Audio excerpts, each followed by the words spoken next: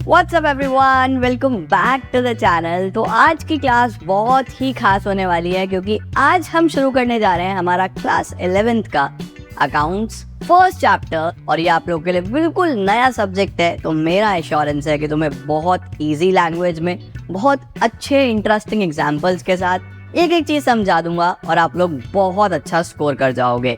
चलिए जल्दी से शुरू करते हैं और देखते हैं chapter number 1, that is the meaning objectives of accounting, और इसी को हम fundamentals, basics, introduction to accounting भी बोलते हैं। बेटा जी, सबसे पहले आप लोग हेडिंग डाल लोगे अपने पास अपनी नोटबुक में, the meaning and objectives of accounting या फिर इंट्रोडक्शन टू अकाउंटिंग। मैंने सिलेबस में बताया था सबसे पहले इंट्रोडक्शन है। तो इंट्रोडक्शन में हमारे पास सबसे पहली क्या चीज आती है? सबसे पहले आता है what is the meaning of accounting. Accounting होता क्या है? देखो, 3 शब्द है, अकाउंट्स, अकाउंटिंग और आपकी किताब पे अकाउंटेंसी लिखा हुआ होगा, है ना।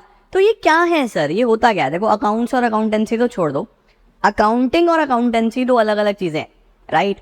विल स्टार्ट विद एक छोटी सी चीज कि अकाउंटिंग होता क्या है।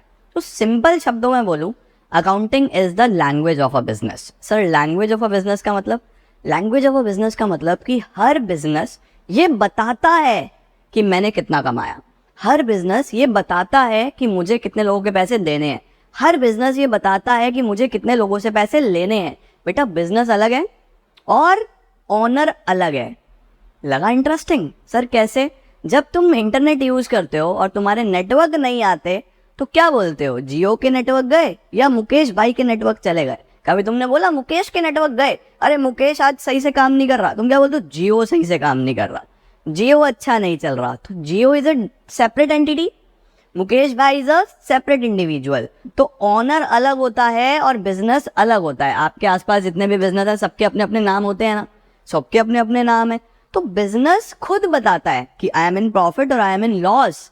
कैसे बताता है? किसकी मदद से बताता है? किस लैंग्वेज से बताता है? इसी लैंग्वेज को बच्चे अकाउंटिंग बोलते हैं। यही आप सीखने वाले हो, समझे? क्योंकि बिजनेस जो है ना, बिजनेस एक नेचुरल पर्सन नहीं है। बिजनेस क्या कहलाता है? एक आर्टिफिशियल पर्सन कहलाता है जिसको लॉ ने बनाया है, समझे? वो लॉ के द्वारा बनाया जाता है, कोई गॉड ने नहीं बनाया उसको। किसने बनाया? लॉ ने, कानून ने बनाया। अब उस लैंग्वेज को सीखने के लिए आपको पहले कुछ ना कुछ बेसिक टर्म सीखनी पड़ेंगी, है ना। तो एक चैप्टर हम लोग पढ़ेंगे बेसिक अकाउंटिंग टर्म्स, जो मैं इसी के बाद चालू करूंगा। बट सबसे पहले अकाउंटिंग क्या है, क्या ये समझे? अकाउंटिंग एक लैंग्वेज है बिजनेस की, जो ये बताएगा कि बिजनेस कैसा परफॉर्म कर रहा है। बिजनेस अच्छा चल रहा है, बिजनेस खराब चल रहा है, बिजनेस में प्रॉफिट्स हैं, बिजनेस में लॉसेज है, कितने लोगों के पैसे लेने हैं, कितने लोगों को पैसे देने हैं, वो सब अकाउंटिंग से पता चलता है। तो क्या है अकाउंटिंग? देखो, अकाउंटिंग इज द आर्ट। सबसे पहला शब्द और इंपॉर्टेंट शब्द क्या है? आर्ट।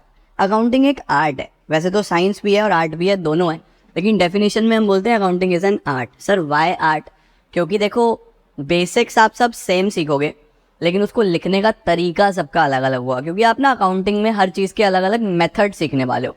2 मेथड, जैसे आपको स्टॉक काउंटिंग करनी है जिसको हम इन्वेंट्री बोलते हैं। अकाउंट्स की लैंग्वेज में क्या बोलते हैं? इन्वेंट्री। और नॉर्मल भाषा में क्या बोलते हैं? स्टॉक। हिंदी में बोलूँ तो माल, कि आपकी दुकान में कितना माल है ना। तो उसकी काउंटिंग करने के भी अलग अलग मेथड्स हैं। तो हर इंडिविजुअल अपने हिसाब से काउंट करता है, तो सबकी अपनी अपनी आर्ट हुई ना। तो अकाउंटिंग क्या है? एक आर्ट है। किस चीज़ की? चीज़ों को रिकॉर्ड करने की। कितना सामान बेचा, कितने का बेचा, कितना सामान खरीदा, कितने का खरीदा, किससे पैसा लेना है, किसका पैसा देना है। तो एक आर्ट है रिकॉर्डिंग की। क्लासीफाइंग की। सर क्या क्लासीफाई करते हैं? यही क्लासीफाई करना कि किसका क्या नेचर है, कितने ऐसे लोग हैं जिनसे पैसा लेना है, कितने ऐसे लोग हैं किनको पैसा देना है, वो सब एक तरीके से एक साथ लिखना, क्लासिफिकेशन करना, समझे? उसके बाद समराइज करना, एक समरी फॉर्म में लिखना, क्योंकि अगर पूरी डिटेल बनाओगे तो thousands of lakhs of transactions होती होंगी, उनकी समरी भी तो चाहिए। तो रिकॉर्ड करना, क्लासिफाई करना, समराइज करना एक प्रॉपर मैनर में and in terms of money, money की टर्म्स में, ठीक है, which are in part of at least financial character, जो फाइनेंशियल करेक्टर की हों। और लास्ट में क्या करना है? Interpretation of the results. Interpretation of the results का मतलब यू विल इंटरप्रेट कि बिजनेस प्रॉफिट में जा रहा है, बिजनेस लॉस में जा रहा है। जितने भी यूजर्स हैं अकाउंटिंग के, यूजर्स कौन होते हैं सर? देखो, यूजर्स ना 2 तरीके के होते हैं, इंटरनल यूजर्स, एक्सटर्नल यूजर। जो ऑनर है वो इंटरनल यूजर है। अगर मेरा कोई बिजनेस है तो मैं देखना चाहूंगा ना बेटा उसको कि बिजनेस मेरा फायदे में है या नुकसान में है, मैं अच्छे से काम कर रहा हूँ या अच्छे से काम नहीं कर रहा। तो इंटरप्रिटेशन ऑफ रिजल्ट्स भी अकाउंटिंग करेगा। तो कभी भी आपको अकाउंटिंग की डेफिनेशन लिखनी हो तो आप बोलोगे CSAR। अकाउंटिंग क्या होता है हमारे पास? CSAR होता है। Sir what is CSAR? सबसे पहले हमें क्या करना होता है? हमें इंफॉर्मेशन कलेक्ट करना होता है। Collecting, summarizing, analyzing and reporting. ठीक है, ये हमारी अकाउंटिंग की बेसिक डेफिनेशन होती है। मैं लिख भी देता हूँ आप लोगों को, एक जगह लिख देता हूँ मैं कि व्हाट इज अकाउंटिंग। तो हम लिखेंगे accounting is an art of, क्या है ये? कलेक्टिंग, डेटा कलेक्ट करना, समराइजिंग, उसको समराइज करना, एनालाइजिंग, प्रॉपरली एनालाइज करना एंड रिपोर्टिंग, और उसको फिर रिपोर्ट करना। इसको रिपोर्ट करना इन monetary terms, the information about the business। Business के बारे में सारी जानकारी को कलेक्ट करना, समराइज करना, एनालाइज करना और रिपोर्ट करना, इसी को हम अकाउंटिंग बोलते हैं। ये इजी डेफिनेशन है। ठीक है, तो accounting is what? Accounting is CSAR, that is collecting, summarizing, analyzing, reporting in monetary terms, पैसे की टर्म्स में, the information about the business. Sir पैसे की टर्म्स में ही क्यों? अब बेटा देखो एक बात बताओ, कई बार आप केजी में सामान खरीदोगे, कई बार आप लीटर में सामान खरीदोगे, कई बार आप पीसेस में सामान खरीदोगे। भाई फर्नीचर खरीदोगे पीसेस में होगा, ऑयल खरीदोगे लीटर में होगा, कुछ ऐसा क्वांटिटी खरीदोगे वो केजी में होगी, इलेक्ट्रिसिटी किसी और फॉर्म में होगी, फ्यूल किसी और फॉर्म में होगा, सब अलग अलग फॉर्म में होता है ना। तो ऐसे तो लिखना ही बहुत मुश्किल हो जाएगा। तो हम बोलते हैं हम ऐसे नहीं लिखेंगे अकाउंट्स में, हम सब कुछ रुपए की टर्म्स में लिखेंगे, कितने रुपए का आया। समझे? तो अकाउंटिंग में सब कुछ किस टर्म्स में लिखा जाता है? मनी की टर्म्स में लिखा जाता है, मॉनेटरी टर्म्स में लिखा जाता है। भैया पैसा ही पैसा है, समझे? तुम पैसे के पैसे के बारे में पढ़ने वाले हो। चलो अब क्या आता है हमारे पास? What are the various characteristics of accounting. इसको ध्यान से देखना, इसी से इंपॉर्टेंस बन जाएगी, इसी से फीचर्स बन जाएंगे, इसी से लिमिटेशंस बन जाएगी, सब यहीं से बनेगी।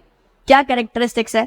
Number 1, accounting is an art as well as science. Accounting art भी है और साइंस भी है। सर आर्ट भी है और साइंस भी है, कैसे? देखो सबसे पहले आर्ट तो मैंने बता ही दिया कि art of recording, art of classifying, art of summarizing, सारे बिजनेस ट्रांजैक्शंस, ताकि आपको क्या पता लगे कि आप प्रॉफिट में हो या लॉस में हो, है ना। दूसरा, accountancy is also a science. Science भी है, क्यों? क्योंकि इसके अंदर एक बेसिक रूल्स चलते हैं, बेसिक प्रोसीजर्स चलते हैं जो आप सीखने वाले हो, जिसके हिसाब से आप अकाउंट्स बनाओगे। क्या साइंस के भी कुछ बेसिक रूल्स हैं जो सब जगह फॉलो करे जाते हैं? क्या साइंस के भी कुछ प्रोसीजर्स हैं कि भैया हाइड्रोजन और हीलियम, फिर लिथियम, फिर बेरिलियम, फिर बोरॉन, इस तरीके से चलते हैं ना अटोमिक नंबर। फिर अगर H2+O2 करोगे तो H2O ही बनेगा। बेसिक रूल्स आपने सीखे हैं ना। सिमिलरली अकाउंट्स के भी ऐसे ही कुछ रूल्स होते हैं जो आप सीखने वाले हो। तो अकाउंटिंग एक आर्ट भी है और साइंस भी है। दूसरा, recording of financial transactions only. आप सिर्फ वही ट्रांजेक्शन्स रिकॉर्ड करोगे जो फाइनेंशियल है, जो पैसे की टर्म्स में है। क्यों? क्योंकि बाकी ट्रांजेक्शन्स तो आप रिकॉर्ड ही नहीं करते। फॉर एग्जाम्पल, बिजनेस के ऑनर का नाम है चिंटू, ठीक है, और चिंटू की सुबह घर से निकलते हुए अपनी वाइफ से हो गई लड़ाई, और उसकी वाइफ ने आज सुबह उसको ब्रेकफास्ट नहीं दिया। अब वो दुकान पे जाएगा, ब्रेकफास्ट तो मिला नहीं, घर से लड़के आया, उसका मूड तो ऑफ है। अब उसकी दुकान पे कस्टमर आएगा तो वो उससे लड़ेगा, उस पर गुस्सा निकालेगा, तो कस्टमर सामान नहीं खरीदेगा। अगर देखा जाए चिंटू का नुकसान तो हो रहा है, लेकिन हम इसको रिकॉर्ड नहीं करेंगे क्योंकि हम इसको एस्टिमेट ही नहीं कर पा रहे कि कितनी लड़ाई हो रही है, कितना नुकसान हो रहा है। अगर चिंटू ने आके अपने स्टाफ को गाली दे दी और स्टाफ चला गया तो भी चिंटू का नुकसान हो गया, हम उसको भी रिकॉर्ड नहीं करेंगे क्योंकि हमें पता ही नहीं कितना नुकसान हुआ। लेकिन अगर आग लग जाए तो पता चलेगा कितने गुड्स में आग लगी, कोई चोरी हो जाए तो पता लगेगा कितने रुपए की चोरी हुई। तो हम अकाउंट्स में सिर्फ वही चीजें लिखते हैं बेटा जो फाइनेंशियल नेचर की होती है। The transactions of financial nature only, only those transactions are recorded which are of financial character. ठीक है। नंबर 3 क्या आता है? Recording in terms of money. Recording in terms of money का मतलब अभी मैंने आपको बताया, कुछ चीज़ें केजी में होंगी, कुछ लीटर में होंगी, तो हम उनको रिकॉर्ड नहीं करेंगे। हम सब कुछ किस टर्म्स में रिकॉर्ड करेंगे? मनी की टर्म्स में, ताकि हमारे लिए ईजी हो। अगर हमारे लिए डिफिकल्ट होगा तो फिर हम कैसे रिकॉर्ड कर पाएंगे? तो 3 चीज़ें याद रहेंगी। सबसे पहले आर्ट भी है, साइंस भी है। हम फाइनेंशियल ट्रांजेक्शन्स रिकॉर्ड करेंगे, recording in terms of money करेंगे सिर्फ। उसके बाद क्या करोगे आप, इसका स्क्रीनशॉट ले लो बेटा। शुरू के 4 पॉइंट्स आपको पता होने चाहिए, अपनी बुक्स में मार्क कर लेना। इसके बाद हम करते हैं क्लासिफिकेशन। इसके बाद हम क्या करते हैं, क्लासिफिकेशन करते हैं। भैया क्लासिफिकेशन का क्या मतलब है? क्लासिफिकेशन का मतलब है बेटा जी कि जो सिमिलर नेचर की चीज़ें हैं ना, उनको एक साथ रख दो। जैसे ऑल्दो हम लोग ये आगे पढ़ेंगे अभी, बट मैं आपको बताता हूँ। अकाउंट्स में ना बच्चे, हर चीज़ 3 पार्ट्स में डिवाइडेड होती है।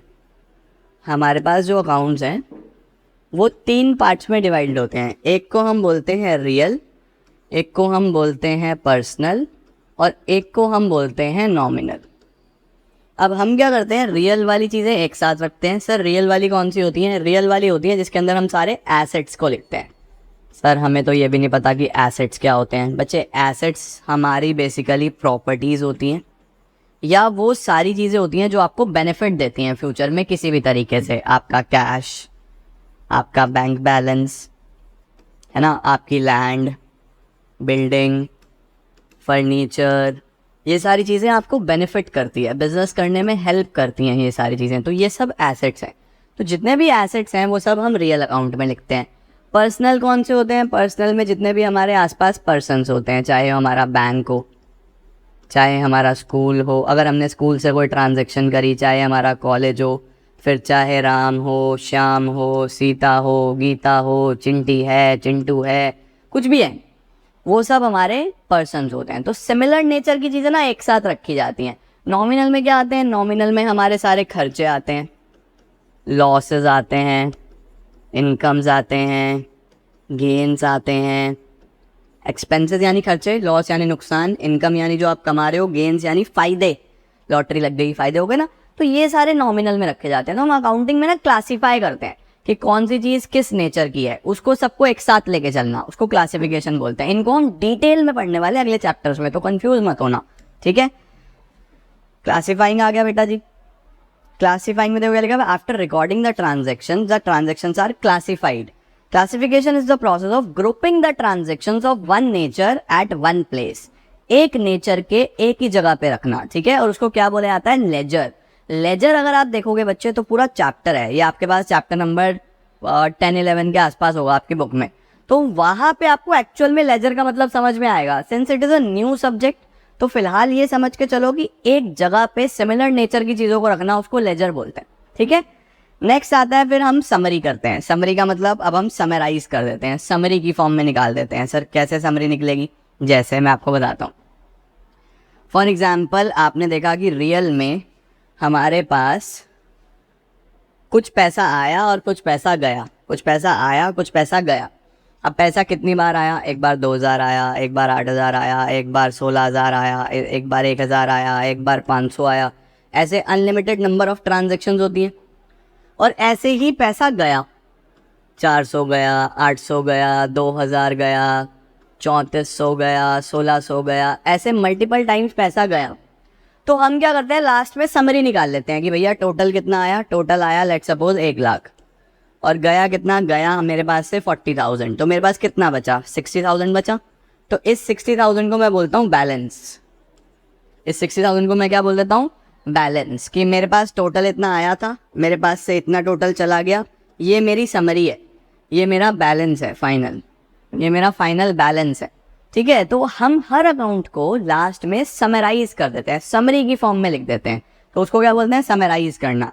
और ये जो बैलेंस है, ये जहां पे रिकॉर्ड होता है, इसको बोला जाता है ट्रायल बैलेंस। ये बैलेंस बच्चों जहां पे रिकॉर्ड होता है उसको क्या बोला जाता है? Trial balance. तो आपने क्या सीखा कि सबसे पहले तो हम रिकॉर्ड कर देंगे कौन सी ट्रांजैक्शंस? Financial transactions. फिर हम उसको क्लासिफाई करेंगे, यानी एक जैसी चीज़ें एक जगह लिखेंगे और उसको क्या बोलते हैं? लेजर। फिर हम उसको क्या करेंगे? फिर हम उसको समराइज करेंगे। समराइज जहाँ पे करते हो उसको हम क्या बोलते हैं? Trial balance. ट्रायल बैलेंस भी एक पूरा चैप्टर है बच्चे, चैप्टर नंबर 12-13, ये भी हम डिटेल में पढ़ेंगे वहाँ पे। तो अभी आप बस बेसिक नाम से रिलेट कर लो। क्लासीफाई करने को लेजर बोलते हैं, समराइज करने को ट्रायल बैलेंस बोलते हैं, रिकॉर्ड करने को जर्नल बोलते हैं। जैसे हम बोलते हैं ना कि मैं जर्नल बनाता हूँ, तो रिकॉर्ड करने को जर्नल बोलते हैं। ठीक है। समराइज करने के बाद बस लास्ट में मुझे पता चल जाता है कि मैं प्रॉफिट में हूँ या लॉस में हूँ, उसको बोलते हैं रिजल्ट्स निकालना। मुझे पता चलता है मैं प्रॉफिट में हूँ या लॉस में हूँ, तो इसके लिए क्या बनता है, P&L account, profit and loss account. तो ये पूरा प्रोसेस है, इस पूरे प्रोसेस को ही क्या बोलते हैं, अकाउंटिंग प्रोसेस। देखो जरा क्या है हमारे पास, हम लोग क्या करेंगे अब, समराइज करेंगे। जैसे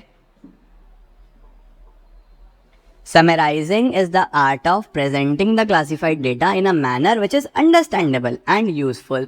It involves balancing of the ledger. हम क्या करेंगे, बैलेंस करेंगे, बचा हुआ बैलेंस कितना है, और उसको क्या बोलेंगे, ट्रायल बैलेंस। तो एक पूरा रिकॉर्डिंग का, क्लासिफाइंग का, समराइजिंग का पूरा प्रोसेस है, जिसको बोलते हो प्रोसेस ऑफ अकाउंटिंग या अकाउंटिंग साइकिल। ठीक है। अब देखो शुरुआत कहाँ से होगी इस प्रोसेस की। नंबर 1, पहले तो कोई ना कोई ट्रांजैक्शन आएगी। ट्रांजैक्शन मतलब कुछ भी पैसे का लेन देन होगा। जैसे आप पेटीएम से ट्रांजैक्शन करते हो ना, कोई भी लेन देन होगा। लेन देन के बाद फिर जर्नल बनेगी। जर्नल का मतलब बेसिक रिकॉर्डिंग होगी। जर्नल के बाद फिर हम क्या करेंगे, उसको क्लासीफाई करेंगे, उसके लिए लेजर बनेगा, है ना। तो रिकॉर्डिंग के लिए जर्नल, क्लासीफाइंग के लिए लेजर, समराइजिंग के लिए ट्रायल बैलेंस। ठीक है। और ट्रायल बैलेंस के बाद लास्ट में प्रॉफिट एंड लॉस अकाउंट और बैलेंस शीट। बैलेंस शीट और प्रॉफिट एंड लॉस अकाउंट भी आप डिटेल में बनाना सीखोगे। फिलहाल ये समझो कि ये 2 चीजें दिखाते हैं, एक तो मेरी प्रॉफिटेबिलिटी कि मैं प्रॉफिट में हूं या नहीं हूं, और एक फाइनेंशियल कंडीशन। फाइनेंशियल कंडीशन का मतलब कि मेरी वेल्थ कितनी है मेरे पास, क्या मेरी फाइनेंशियल कंडीशन है। ठीक है। तो ये पूरा प्रोसेस है, ये भी आपसे पूछ सकता है। कहाँ से शुरू होगा, ट्रांजैक्शन, फिर जर्नल होगी, जर्नल के बाद लेजर होगा, लेजर का मतलब क्लासीफाई करना, फिर ट्रायल बैलेंस होगा जिसका मतलब समराइज करना, और लास्ट में इंटरप्रिटेशन करना रिजल्ट्स का, तो उसके लिए प्रॉफिट एंड लॉस अकाउंट। ठीक है बच्चे। इसके बाद हमारे पास आ गया इंटरप्रिटेशन ऑफ रिजल्ट्स। इंटरप्रिटेशन मैंने आपको ऑलरेडी बता दिया। इंटरप्रिटेशन का क्या मतलब है, इंटरप्रिटेशन का मतलब है कि रिजल्ट्स को प्रेजेंट करना। The results of the business are presented, ताकि हमें अच्छे से समझ में आ जाए, जिसके लिए हम क्या बनाएंगे, profit and loss account and balance sheet, और लास्ट में कम्युनिकेशन। आप कोई भी 6 कैरेक्टरिस्टिक्स, शुरू के 6 भी याद रखोगे तो मज़े में हो जाएंगे। इसी को हम लोग क्या बोलते हैं, द कैरेक्टरिस्टिक्स ऑफ अकाउंटिंग। तो हम लोग बड़ा आराम से चलेंगे इस चैप्टर को लेके। आज आप लोग को क्या करना है, सिर्फ जो 2 मैंने क्वेश्चंस कराए, meaning of accounting, characteristics of accounting, आपके पास जो भी बुक है, whatever book you are having, उसको खोलो, उसके अंदर मीनिंग एंड कैरेक्टरिस्टिक्स, इसकी एक बार रीडिंग लगाओ, और रीडिंग लगा के फिर आगे आ जाना कल वाले पार्ट में। कल हम इस चैप्टर को लास्ट में लेके चलेंगे, 3 पार्ट्स में इसको मैं कंप्लीट करा दूंगा। तो meaning of accounting and characteristics of accounting एक बार रीडिंग लगा लो और अच्छे से इसको कंप्लीट कर दो। मिलते हैं फिर कल की क्लास में अगले पार्ट के साथ, जिसमें हम इस चैप्टर को करेंगे एंड और चीज़ों को लेके चलेंगे आगे। तब तक वीडियो को लाइक ज़रूर करना। कुछ ना समझ में आए बच्चे तो मुझे कमेंट सेक्शन में बताना, और नई चीज़ें आगे आगे हम पढ़ते रहेंगे। सभी फ्रेंड्स तक वीडियोस को शेयर ज़रूर करना। Thank you so much everyone.